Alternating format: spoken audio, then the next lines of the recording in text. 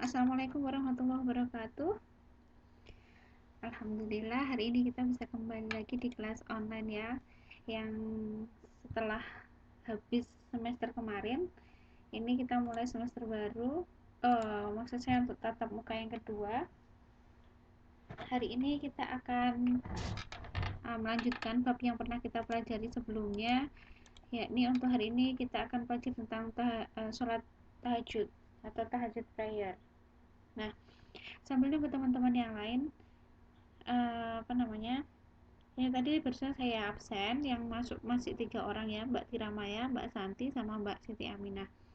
Sambil nunggu ya, kita pelan-pelan aja. Namun apa namanya, waktu kita memang sangat terbatas, sekitar 45 menit. Jadi saya tidak belum memberikan kesempatan kepada teman-teman untuk apa namanya, speakernya dinyalakan. Nanti jika ada pertanyaan bisa diketik di komen ya, seperti biasanya itu.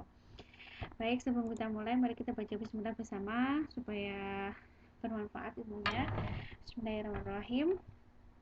Nah, pada hari ini ya kita akan membahas tentang sholat tahajud. Namun sebelumnya saya akan menyampaikan mengenai sistem penilaian pelajaran saya. Nah, sistem penilaian ini kita ada beberapa tugas. Jadi yang pertama kehadiran. Kehadiran itu saya nilainya 10% dari total. Jadi kehadiran itu sangat penting juga ya. Walaupun hanya 10% itu sangat mempengaruhi nilai kayak gitu. Nah, kalau seandainya nggak bisa hadir gimana? Nanti bisa nitip pesan ke temennya, mungkin nggak bisa masuk karena berhalangan, sibuk atau gimana, nanti sampaikan ke temennya. Jadi saya dapat informasinya. Jadi izin kayak gitu. Nah, selanjutnya yang tugas. Jadi nanti akan ada tugas, beberapa tugas seperti biasanya kemarin. Namun tugas yang ini insya Allah kita nanti akan bahas 3 bab. Jadi bab yang pertama kemarin kita sudah bahas tentang sholat, uh, sholat apa ya? Saya agak lupa. Sholat rawatib ya. Nah, yang terus kemudian hari ini sholat tahajud. Nanti selanjutnya ada lagi. Nah, mohon maaf kemarin saya belum sempat mengupload soal-soal tugasnya karena saya harus pindah dan lain-lain. Nanti insya Allah akan saya upload setelah ini. Nah, nilainya itu 15% dari total. Jadi masing-masing tugas mengerjakan bab per bab itu ada 15%. Sehingga selanjutnya mengerjakan tugas UAS. Jadi di akhir semester nanti akan ada soal UAS. Nah, nanti teman-teman mengerjakan soal UAS. Itu nilainya 35%, jadi maksimal yang paling banyak di sini. Jika tidak mengerjakan UAS, otomatis nilainya ya berpengaruh, sangat berpengaruh sekali. Selanjutnya setoran hafalan. Nah, seperti kemarin sudah saya sampaikan bahwa hafalan itu setiap semester 5 surat. Jadi melanjutkan surat yang kemarin saya lupa, nanti coba saya cek lagi ya. Nanti saya sampaikan aja di grup. Jadi 5 surat itu surat apa aja, itu distorkan paling lambat 1 semester. Seperti itu. Kemudian selanjutnya ada, nah ini total, sehingga total yang diperoleh adalah 100%. Dari mana? Kehadiran 10%, mengerjakan soalnya 15% masing-masing, dikali 3 jadi 45%. Kemudian soal UASnya 35%, kemudian hafalannya 10%. Jadi total 100%. Nah, diharapkan teman-teman semua bisa melaksanakan tugas dengan baik dan menyelesaikan tanggung jawabnya sebagai pelajar dengan maksimal agar mendapatkan hasil yang maksimal pula. Nah, ini yang baru datang Mbak Sutini ya. Oke, saya tulis dulu. Saya absen. Nah, sambil nunggu teman-teman yang lain, kita pelan-pelan aja ya. Namun ya karena ada beberapa yang harus kita pelajari, sehingga kita agak percepat dikit juga nggak apa. Untuk hari ini kita akan membahas tentang bab 2, yaitu tentang sholat tahajud. Kita sudah masuk ke semester ketiga di bulan Agustus ini ya. Nah, selanjutnya kita perlu ketahui apa sih pengertiannya sholat tahajud itu, gitu kan. Kalau kita belum tahu pengertian sholat tahajud, gimana mau melaksanakannya gitu. Nah, di sini sholat tahajud adalah sholat sunnah yang dikerjakan pada malam hari, dimulai setelah sholat isya hingga terbit fajar atau menjelang subuh dan setelah tidur. Nah, walaupun tidurnya hanya sebentar, Hal ini sesuai dengan makna yang terkandung dalam makna tahajud, yaitu bangun dari tidur. Jadi syaratnya kita melaksanakan sholat tahajud itu adalah ketika kita sudah terbangun dari tidur. Paham ya? Nah, selanjutnya ini ada hukum sholat tahajud. Di sini ada hukum sholat tahajud itu apa? Sunnah muakkad, yaitu sangat dianjurkan. Jadi sunnah muakkad itu mendekati pada wajib. Nah, sangat dianjurkan istilahnya itu ya itu tadi apa? Mendekati wajib, namun tidak wajib. Seperti itu. Sebab menurut hadis Nabi Rasulullah SAW, sholat yang paling utama dikerjakan setelah sholat fardu adalah sholat tahajud. Seperti itu ya. Iya, iya, nggak usah dicatat, nanti akan saya share PPT-nya. Yang kemarin mohon maaf saya belum sempat mengupload. Nanti soalnya internetnya lagi ada masalah, soalnya habis pindahan juga. Nanti insya Allah habis bersamaan dengan ini nanti saya upload ya. Ini Mbak Dwi Marini. Oke, yang baru datang.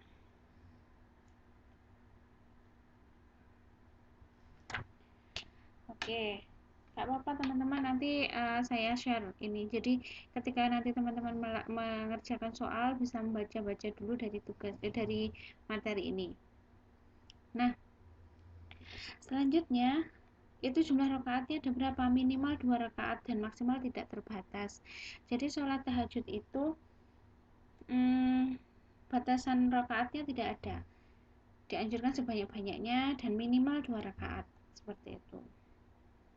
Nah, paham ya sampai di sini? Kita lanjutkan. Kemudian pelaksanaannya kapan sih sholat tahajud itu? Nah, tadi di awal sudah disampaikan bahwa sholat tahajud itu adalah sholat sunnah yang dikerjakan setelah bangun tidur atau tidur dulu baru melaksanakan sholat ini, gitu kan? Jadi seperti ini. Waktu untuk melaksanakan sholat tahajud terbagi menjadi 3 bagian. Nah ini, 1 warna hijau, 2 warna 12, yang warna kuning, 3-nya warna pink. Jadi sepertiga malam pertama dilakukan dari pukul 19.00 hingga pukul 22. Nah, ini mengambil waktunya dari sini. Kenapa? Karena supaya ya kita masih ada kesempatan lah. Jadi ini ada waktunya seperti ini. Kemudian sepertiga malam yang kedua itu mulai pukul 22 hingga pukul 1. Nah, ini sampai 1. Ini yang sepertiga malam kedua. Kemudian sepertiga malam ketiga itu dimulai dari jam 1 sampai terbit fajar. Nah, terbit fajarnya itu tergantung sholat subuhnya jam berapa. Kalau di sini kan jam 4 ya, setengah 4 ya. Jadi agak naik. Ya kurang lebih ini. Kalau bisa sebelum sholat subuh itu tahajud. Di sini ada catatan, waktu yang paling utama untuk melaksanakan sholat tahajud adalah sepertiga malam terakhir. Pada waktu itu Allah banyak menurunkan rahmatnya ke bumi, sehingga barang siapa berdoa akan dikabulkan. Barang siapa yang meminta akan diberikan, dan barang siapa yang memohon ampun akan diampuni oleh Allah. Jadi yang diridhoi, istilahnya yang diutamakan itu adalah mulai dari jam 1 sampai terbitnya fajar. Ini ya yang paling bagus waktunya. Namun bisa melaksanakan yang pada waktu ini pun juga tidak masalah. Namun yang paling utama di sini waktunya. Jelas ya? Oke, kita lanjutkan. Nah, ini ada dalil mengenai sholat tahajud. Kita perlu ketahui kaidahnya itu nanti ada di sini juga, dan perintah-perintahnya ada di dalilnya ini. Nah, ini ada ayat Al-Quran terkait dengan sholat tahajud, itu surat Al-Isra ayat 79. Dan pada sebagian malam hari bersolat tahajudlah kamu sebagai suatu ibadah tambahan bagimu. Mudah-mudahan Tuhanmu mengangkatmu ke tempat yang terpuji. Jadi seperti ini, sebenarnya kalau kita tidak melaksanakan sholat sunnah pun tidak masalah gitu kan. Sholat sunnah itu juga adalah tambahan atau bonus ya. Kalau kita mengerjakan tuh dapat pahala bonus tambahan, tapi kalau misalnya enggak ya udah pahalanya cuma gitu-gitu aja kayak gitu kan. Nah, maka dari itu kayak misal kita main game itu loh, dapat poin plus-plus itu loh. Nah, kalau sholat tahajud itu seperti itu. Selanjutnya ini hadis terkait dengan sholat tahajud, itu isinya seperti ini. Perintah Allah turun ke langit dunia di waktu tinggal sepertiga akhir dari waktu malam. Lalu berseru, adakah orang-orang yang memohon berdoa pasti akan kukabulkan. Dan orang-orang yang meminta pasti akan kuberi. Dan adakah yang mengharap atau memohon ampunan pasti akan kuampuni baginya. Sampai tiba waktu subuh. Ini adalah al-hadis. Jadi seperti tadi, pada waktu jadi sholat tahajud ini insya Allah sholat yang mujarab ya, istilahnya ketika kita mengharapkan sesuatu, ketika kita memohon sesuatu atau istilahnya ya memohon sesuatu itu insya Allah banyak terkabulnya kayak gitu. Maka ya insya Allah teman-teman kalau ada waktu disempatkan ya, karena ini juga mendekati wajib istilahnya seperti itu. Selanjutnya, sahabat Abdullah bin Salam mengatakan bahwa Nabi Shallallahu Alaihi Wasallam telah bersabda, hai sekalian manusia, sebarluaskanlah salam dan berikanlah makanan serta sholat malamlah di waktu manusia sedang tidur, supaya kamu masuk surga dengan selamat. Hadis Tirmidzi. Nabi Muhammad SAW bersabda, utama sholat sesudah sholat fardu ialah sholat sunnah di waktu malam. Jadi sholat yang paling utama adalah qiyamul lail. Ya tadi memang perjuangannya luar biasa ya, karena kita harus bangun tengah malam, kemudian waktu ngantuk, dingin dan lain-lain, kita harus terbangun dan sholat. Nah itulah pahalanya di situ. Nah, oke, kita lanjutkan lagi. Nah, selain ada dalilnya, ini ada dalil keutamaan sholat tahajud. Nah, kalau kita mau melaksanakan tapi tidak tahu keutamaannya kan jadi malas kan. Tapi kalau kita tahu apa namanya, kita tahu kaidah atau keutamaannya, itu insya Allah nanti kita akan bersemangat lagi kayak gitu. Ini ada yang bermasalah suaranya, kenapa ya?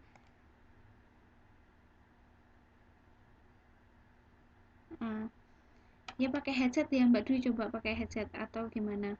Tapi teman-teman yang lain sepertinya nggak ada masalah ya. Oke, kita lanjutkan. Nah, ini ada hadis Nabi, sabda Nabi, yaitu sholat tahajud adalah sarana meraih keridhaan Allah, kecintaan para malaikat, sunnah para nabi, cahaya pengetahuan, pokok keimanan, istirahat untuk tubuh, kebencian para setan, senjata untuk melawan musuh, sarana terkabulnya doa, sarana diterimanya amal, keberkahan bagi rizki, pemberi syafaat di antara yang melaksanakannya dan di antara malaikat maut, cahaya di bumi, cahaya di kuburan pelaksanaannya, ranjang di bawah sisi. Ini pelaksanaannya ini adalah sesuatu ya, menjadi jawaban bagi mungkar dan nakir, teman dan penjenguk di kubur, hingga hari kiamat. Ketika di hari kiamat sholat tahajud itu akan menjadi pelindung di atas mahkota di kepalanya, busana bagi tubuhnya, cahaya yang menyebar di depannya, penghalang di antaranya dan neraka, hujah dalil bagi mukmin di hadapan Allah SWT, pemberat bagi timbangan kebaikan, izin untuk melewati Shiratal Mustaqim dan kunci surga. Nah, ini adalah hadis, tapi lebih jelasnya kita pelajari aja di sini, yuk. Jadi keutamaannya itu dipilah-pilah menjadi 5 keutamaan di dunia dan 4 di akhirat. Nah, manfaatnya kita perlu tahu ini. Jadi 5 itu apa aja? Kalau di dunia itu yang pertama, Allah akan memelihara dari segala bencana dan bala. Nah, insya Allah kalau kita melaksanakan sholat tahajud itu rutin, kita akan terhindar dari bencana dan bala itu tadi. Yang kedua, wajahnya akan tampak bersinar sebagai tanda ketaatannya. Jadi orang yang sholat qiyamul lail itu akan sangat berbeda dengan orang-orang yang ya istilahnya tidak pernah sholat. Dan dia akan tampak lebih cerah gitu. Walaupun orang itu tidak putih, tapi ketika dia sering melaksanakan sholat itu akan auranya lain gitu. Nah, selanjutnya akan dicintai manusia dan hamba Allah. Jadi hidupnya itu penuh dengan kasih sayang. Istilahnya sama teman-temannya mungkin dia akan akrab dan akan baik-baik saja kayak gitu. Kemudian yang keempat ini, lidahnya memiliki kemampuan mengucapkan kata yang mengandung hikmah. Jadi lidahnya itu digunakan untuk mengucapkan sesuatu yang baik terus. Jadi karena kita karena sholat tahajud itu juga melatih kita mengucapkan lafal-lafal Allah, lafal-lafal ilahi, maka kita akan ketika kita bicara pun lidahnya juga tidak akan terpeleset ke kata-kata yang buruk seperti itu. Yang kelima, akan diberi kelebihan menjadi orang yang bijaksana, yaitu diberikan pemahaman tentang ilmu agama. Nah, insya Allah jika kita melaksanakan sholat itu, kita akan mengetahui, maksudnya mudah untuk memahami pelajaran agama. Dan ya itu tadi, seperti mungkin kejadian ini, nanti hikmahnya seperti ini, jadi tidak mudah stres kayak gitu loh, tidak mudah bingung, galau dan lain-lain. Oke, di dunia seperti ini ya. Nah, bagaimana dengan di akhirat? Nah, di akhirat itu ada 4 keutamaan sholat tahajud di akhirat. Yang pertama, wajahnya akan tampak berseri saat bangkit dari alam kubur pada hari pembalasan nanti. Jadi ketika manusia itu setelah meninggal, setelah mati, itu akan ada manusia yang dibangkitkan dari alam kubur, kemudian di hari pembalasan itu nanti wajahnya akan bersinar, berseri, lain daripada yang lain. Kemudian akan peroleh keringanan waktu dihisab. Maksudnya bagaimana? Kan nanti di hari akhir ketika kita dibangun dari kubur itu akan dihisab. Dihisab itu ditimbang amal ibadah kita, seperti itu. Kemudian saat menyeberang Shiratal Mustaqim dapat melakukan dengan secepat kilat seperti halilintar. Nah, ini katanya jembatan Shiratal Mustaqim itu adalah jembatan yang mengantarkan kita ke surga. Jadi Shiratal Mustaqim itu adalah jembatan yang besarnya itu serambut ini loh. Itu saya dulu ceritanya seperti itu. Maka dari itu kalau sholat tahajud nanti akan memudahkan kita ketika kita melewati jembatan Shiratal Mustaqim. Nah, selanjutnya yang keempat, semua catatan amal perbuatannya di dunia akan diberikan di tangan kanannya. Jadi ketika manusia itu nanti dihisab dan menerima catatan amal itu, ketika kita menerima tangan kanan maka ibadah kita lebih banyak, pahala kita lebih banyak. Ketika kita menerima dengan tangan kiri maka perbuatan buruk itu lebih banyak daripada perbuatan baik. Itu sudah ada di hadis juga, di Al-Quran dijelaskan di hari pembalasan seperti itu ya. Kemudian ada lagi manfaat sholat tahajud. Jadi tidak hanya keutamaan, namun dalam ilmu kedokteran pun juga disampaikan bahwa tahajud itu baik untuk organ tubuh kita. Ini kurang lebih hampir sama dengan yang tadi, cuman ada beberapa tambahan. Jadi yang pertama, penghapus dosa dan mencegah berbuat dosa. Rasulullah SAW pernah bersabda, sholat malam adalah ibadah yang sering dilakukan oleh orang-orang yang soleh. Kemudian tanda takwanya terlihat di muka tadi, melancarkan aliran darah dalam tubuh. Nah, karena kita sedang melaksanakan sholat, berdiri, duduk itu adalah seperti olahraga, tapi kita menggunakan doa ya. Kalau misalkan olahraga sholat itu kita menggunakan doa. Yang keempat yaitu membesarkan rongga paru-paru. Nah, gimana maksudnya membesarkan rongga paru-paru? Di sini dijelaskan. Nah, ini dari medis ya. Jadi medis itu juga mengadakan semacam penelitian seperti itu. Manfaat gerakan sholat nyatanya memberikan efek positif bagi kesehatan manusia. Gerakan takbiratul ihram yang diikuti dengan bersedekap sebenarnya membuka rongga paru-paru lebih lebar. Seperti itu. Yang kelima, jaminan masuk surga. Ya itu tadi, ketika kita sholat tahajud nanti akan mendapat jaminan masuk surga. Ini ada hadis, wahai manusia, sebarkanlah salam, beri makanlah, sambung tali kasih, sholat malamlah saat orang pada terlelap, maka masuklah surga dengan selamat. Hadis riwayat Hakim, Ibnu Majah dan At-Tirmidzi. Kemudian pikiran jauh lebih segar. Maksudnya bagaimana? Karena kita bangunnya pagi kan, jadi kita itu lebih fresh ya gitu. Kemudian mendapat keringanan ketika dinasab di akhirat, ini sama dengan tadi. memperoleh cinta Allah ketika di dunia dan di akhirat. Nah, jadi ini adalah melaksanakan sholat tahajud akan memperoleh cinta Allah. Ini adalah sabda Nabi. Kemudian meningkatkan sistem kekebalan tubuh, yaitu tadi ini kan karena kita pagi-pagi udah bangun kemudian olahraga sholat itu gitu kan. Kemudian sholat yang paling afdal setelah sholat 5 waktu itu adalah sholat tahajud. Ini ada hadisnya juga. Nah, kurang lebih seperti itu. Baik, kita lanjutkan lagi. Nah, yang di sini adalah tata cara pelaksanaan sholat tahajud. Bagaimana tata caranya? Nah, di sini saya tidak akan mengupas sedetail yang seperti kemarin. Namun, sholat tahajud itu sebenarnya sama dengan sholat yang pernah kita lakukan, sholat-sholat sunnah yang lain, cuman bacaannya aja yang berbeda. Nah, seperti ini. Yang pertama adalah niat dan takbiratul ihram. Niatnya bagaimana? Ini ada Bismillahirrahmanirrahim. Usolli sunatat tahajudi rong'ataini lillahi ta'ala. Takbiratul ihram Allahu Akbar. Kemudian yang kedua adalah membaca Fatihah, surat Fatihah seperti biasanya itu. Kemudian ketiga adalah membaca salah satu surat Al-Quran seperti Al-Ikhlas dan lain-lain. Nah, seperti surat sunnah biasa.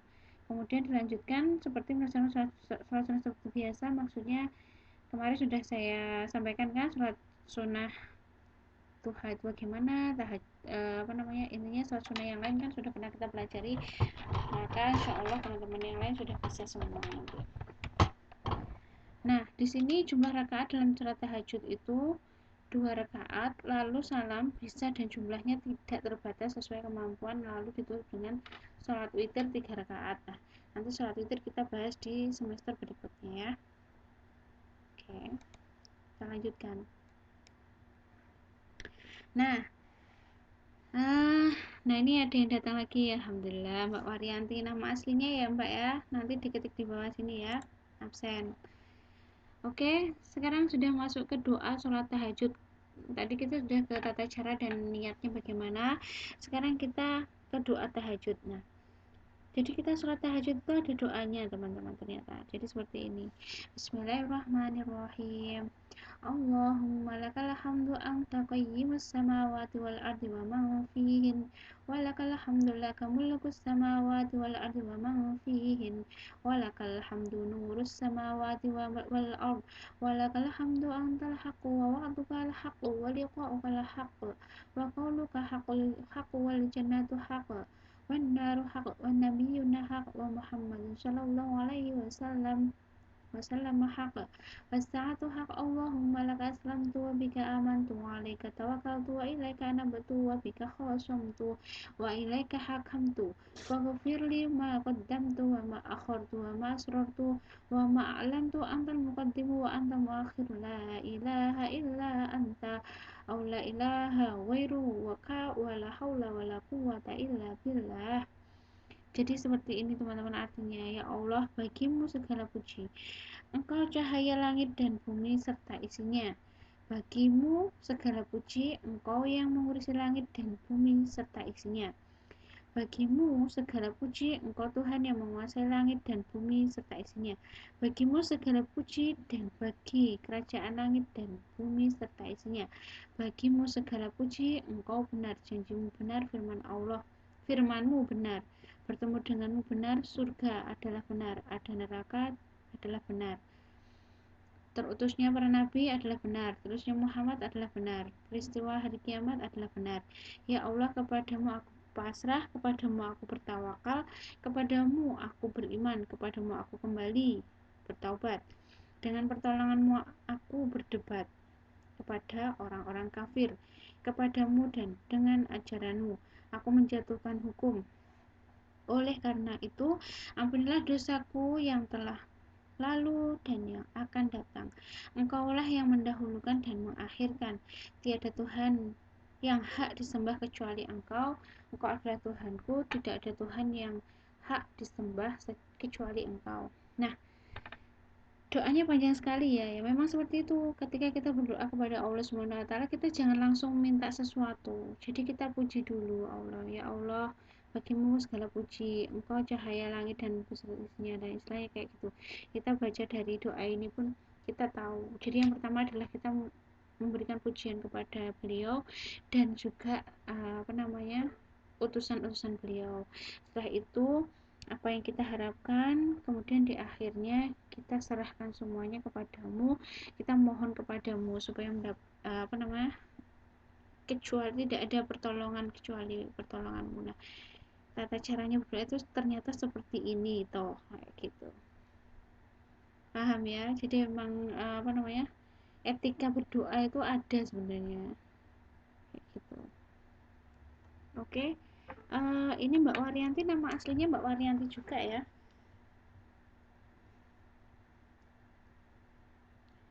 Nah, sambil nunggu teman-teman yang lain kok belum datang juga nih, kurang 10 menit lagi. Nggak apa deh. Nah, kita sudah pelajari banyak hal tadi. Yang terakhir adalah kiat mudah menjalankan sholat malam atau qiyamul lail. Salah satunya sholat tahajud ya. Jadi di sini apa namanya? Kiat bagaimana supaya kita bisa menjalankan itu sholat malam. Nah, semoga ini nanti bermanfaat buat teman-teman semua. Yang pertama, berdoalah kepada Allah untuk dipermudah dalam beribadah kepadanya. Contohnya bagaimana, ya Allah, bisa mau tidur, ya Allah aku bangunkanlah pukul sekian gitu. Itu kalau saya, itu pengalaman saya, dan insya Allah itu saya bangun kayak gitu. Kemudian makan malam jangan kekenyangan, doa untuk bisa bangun malam, dan jangan lupa pasang alarm sebelum tidur. Nah itu juga sebelum, ya istilahnya ketika kita sebelum tidur kan minta untuk dimudahkan kan, kita dibangunkan, kemudian alarmnya dipasang. Kemudian hindari maksiat, sebab menurut pengalaman Sufyan Ats-Tsauri, aku sulit sekali melakukan qiyamul lail selama 5 bulan disebabkan satu dosa yang aku lakukan. Jadi benar, jangan bergadang. Benar-benar. Jadi intinya ketika kita kalau bisa jangan melakukan maksiat ya. Maksiat bagaimana ya, maksiat itu macam-macam. Kalau bisa kita menghindari itu supaya kita dimudahkan untuk melaksanakan sholat qiyamul lail. Kemudian ketahuilah fadilah atau keutamaan dari qiyamul lail dan keistimewaan qiyamul lail. Dengan begitu kita akan termotivasi untuk melaksanakannya. Nah, makanya ini semoga teman-teman nanti bisa termotivasi setelah tahu kiat-kiatnya menjalankan sholat malam kayak gitu kan. Kemudian tumbuhkan perasaan sangat ingin bermunajat kepada Allah yang Maha Pengasih dan Maha Penyayang. Jadi biasanya ini manusia itu akan membutuhkan atau ingin sekali bermunajat kepada Allah itu ketika ada masalah saja. Itu manusiawi, tapi kalau bisa diusahakan kita tidak seperti itu, kayak gitu ya. Ya namanya juga manusia, tapi tidak masalah. Ya kita sendiri yang tahu. Selanjutnya, baik juga jika janjian dengan beberapa teman untuk saling membangunkan dengan miss call melalui telepon atau handphone. Misal Mbak Santi janjian sama Mbak Maya nanti telepon-teleponan ya jam sekian bangunin kayak gitu. Itu bisa menjadi motivasi dan ya memudahkan kita lah supaya kita bisa bangun pada pukul tersebut gitu. Kemudian buat kesepakatan dengan istri dan anak-anak bahwa keluarga punya program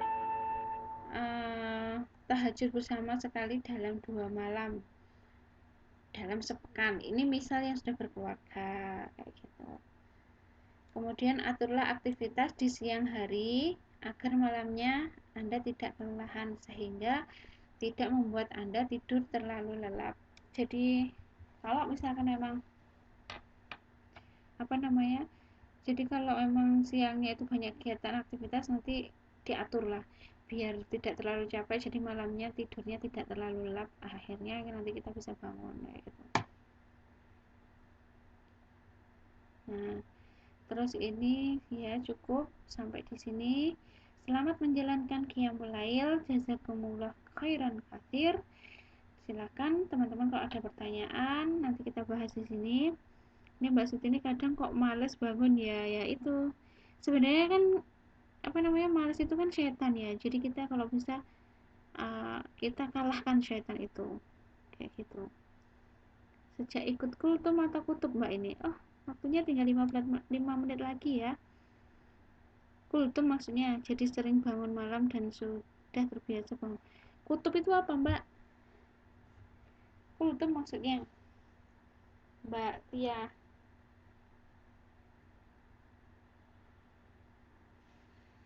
Jadi memang sholat malam itu kalau sudah terbiasa itu enak, tapi ketika komunitas tahajud, oh jadi kalau satu kali aja tidak bangun itu bisa berpengaruh pada malam-malam berikutnya. Itu pengalaman itu, dan Yusuf Mansur juga pernah bilang seperti itu, ketika kamu melewatkan satu malam, nanti seterusnya kamu itu akan susah bangun lagi. Tapi ketika kamu sudah terus melanjutkan itu dengan kontinu dan istiqomah, istilahnya bangun pada jam tersebut itu istiqomah, nanti insya Allah itu akan otomatis terbangun pada jam tersebut dan tidak akan ada malas lagi. Nah, seperti itu. Oke, terakhir ini ada referensinya seperti ini. Nah, teman-teman semuanya, yang perlu diketahui adalah sistem penilaian. Nanti silahkan direnungkan. Materi akan saya share setelah ini, insya Allah besok atau lusa, bersamaan dengan tugasnya bab 1 kemarin. Nanti yang bab 2 menyusul insya Allah 2 minggu lagi. Teman-teman saya kasih waktu 2 minggu. Untuk pertemuan yang ketiga selanjutnya nanti saya minta bantuan doa teman-teman semua. Saya belum tahu apakah memang bulan depan saya masih bisa ngajar atau enggak, karena insya Allah saya nanti akan menjadi calon ibu. Jadi saya minta doanya teman-teman semua, semoga dilancarkan semuanya. Seandainya memang bulan depan itu belum bisa, nanti kita ganti di hari berikutnya, seperti itu ya. Oke, terima kasih banyak atas perhatiannya. Jika ada pertanyaan silahkan disampaikan di chat ini atau nanti di share di grup kita. Silahkan kalau ada pertanyaan, waktu kita tinggal 3 menit. Ayo, saya hitung sampai 5. Ini Mbak Maya mau tanya kayaknya. Maksudnya puasa Syawal itu tidak berurutan seperti itu ya Mbak ya. Nah, kalau puasa Syawal kan sunnah ya, jadi tidak apa-apa. Tapi yang diafdolkan atau waktu yang terbaik itu adalah 6 hari pertama. 6 hari pertama atau 10 hari pertama. Jadi tanggal 1 kan haram kan hukumnya. Jadi tanggal 2, 3, 4, 5 sampai 10 itu adalah yang afdol. Tapi kalau seandainya itu tidak bisa continue, tidak masalah. Nah, ini ada pertanyaan, sholat tahajud itu ada yang paling banyak rakaatnya ada berapa rakaat? Tidak terbatas. Terserah. Bisa 5, bisa 2, bisa 4, yang penting genap ya. Terus kemudian maksudnya nyaur utang puasa. Nah, nyaur utang puasa itu kalau bisa sebelum datang Ramadan selanjutnya, kayak gitu. Gimana maksudnya? Nyaur utang yang wajib baru puasa Syawal. Nah, ini jadi sebenarnya kalau kita tidak bisa seperti itu ya, karena kemungkinan kita biasanya M-nya kan kadang-kadang lebih dari 6 hari ya, seperti itu. Jadi seandainya kita waktunya puasa Syawal, kita puasa Syawal dulu baru nanti mengganti puasa wajib, nggak apa-apa itu ya. Oke, waktu kita tinggal 1 menit. Saya terima kasih sekali teman-teman semua yang sudah hadir pada hari ini. Semoga Allah selalu memudahkan semua urusannya dan dilancarkan semua rezekinya, dan juga mendapatkan ilmu yang bermanfaat. Mari kita tutup pelajaran hari ini. Saya mohon maaf jika ada kesalahan, dan semoga ilmu-ilmu ini bermanfaat buat kita semua. Kita baca alhamdulillah bersama. Alhamdulillahirrahmanirrahim. Tugas nanti menyusul ya, akan saya share di grup aja. Thank you very much. Sampai jumpa di pertemuan berikutnya. Dan terima kasih. Sampai jumpa semuanya. Alhamdulillahirrahmanirrahim. Wassalamualaikum warahmatullahi wabarakatuh.